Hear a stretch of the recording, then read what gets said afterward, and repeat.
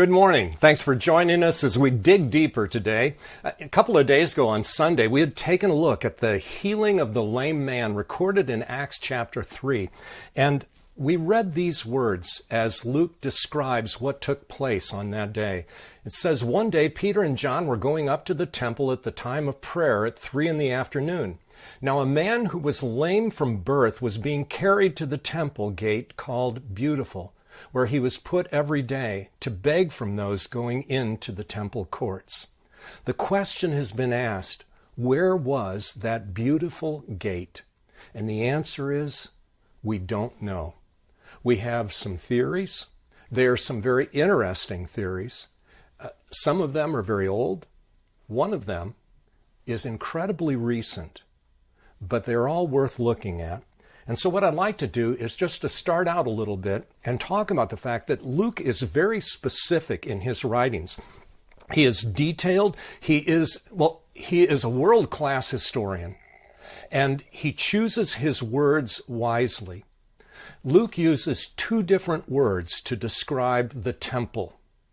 One of those words is the Greek word naos, which literally means the sanctuary, the holy place.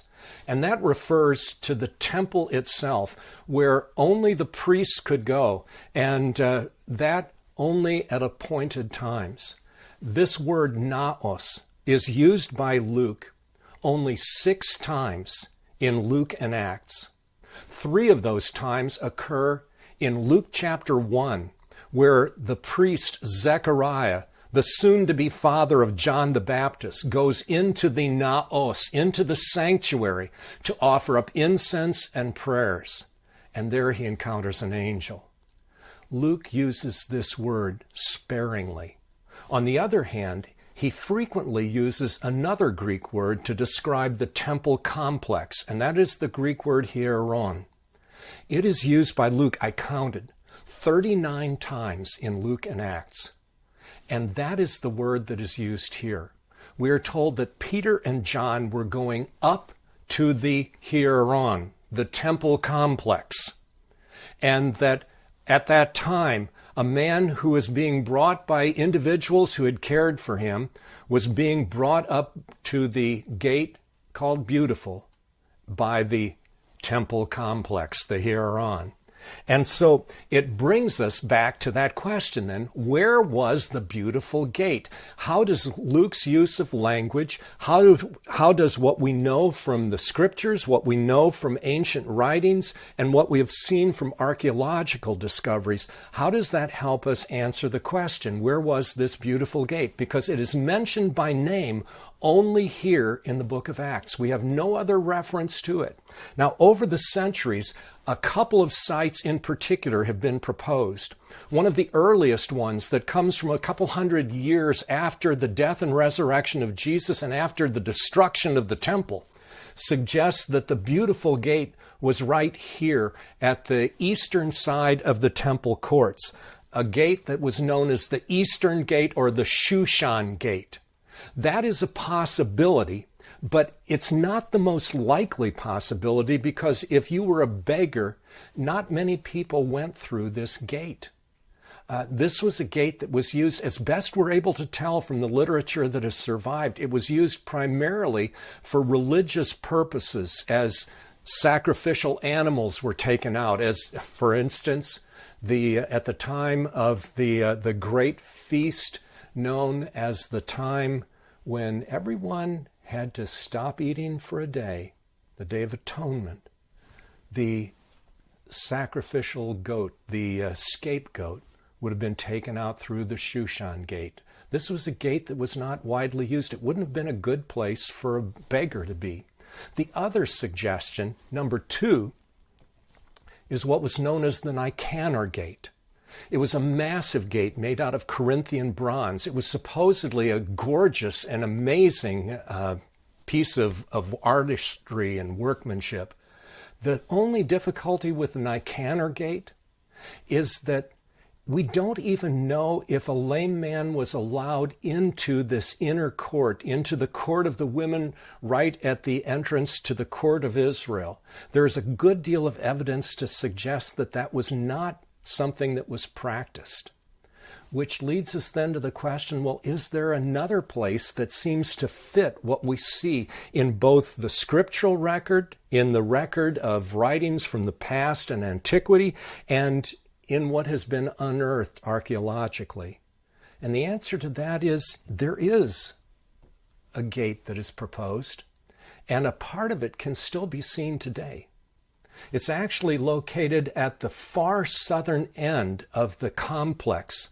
And again, we have to admit, there is so much that we have learned. There is still so much we don't know. And personally, I'm guessing that there is a whole lot that we don't even know that we don't know. But what has been suggested, especially in recent years, is that this third possibility, known as the double gate, is where the lame man was brought day after day, year after year, decade after decade, to beg from those going up to the temple. The first time I read of this suggestion, it was in a writing done by a brilliant archaeologist and architect by the name of Len Rittmeyer. Rittmeyer has worked with all sorts of Israeli archaeologists over the decades in helping basically decipher what we are learning from the things that have been buried in many cases for 2,000 years. In a book entitled The Quest, a fascinating book, well illustrated, Rittmeyer takes a look at what we have learned about the temple complex. If we're understanding it correctly, this is what we have learned. And in that, he makes the suggestion that this beautiful gate, the double gate, is where the lame man was brought. You cannot enter that. It is bricked over. We're not allowed inside. But back in the late 1800s and early 1900s, pictures were taken inside this area, and it has a huge domed ceiling, beautifully carved, with staircases leading up to the temple courts above. It is an amazing place, and recent archaeological work has exposed something that has been buried for almost 2,000 years, and that is the road, the massive pilgrim route that led up from the Pool of Siloam in the south up to this area of the beautiful gate. And in fact, today you can still see some of the steps that go back to the time of Jesus and before that led up to that double gate. Many have suggested in recent years this may be the place where the lame man was taken. And if that is indeed the case, it helps us visualize what it must have been like. One thing we know for sure, he was totally changed that day. And so were many others. And as a result of that one miracle, remarkable things would happen in the hours that followed. And we'll talk about that next Sunday. Hope you'll join us for that. God bless you. Have a great day.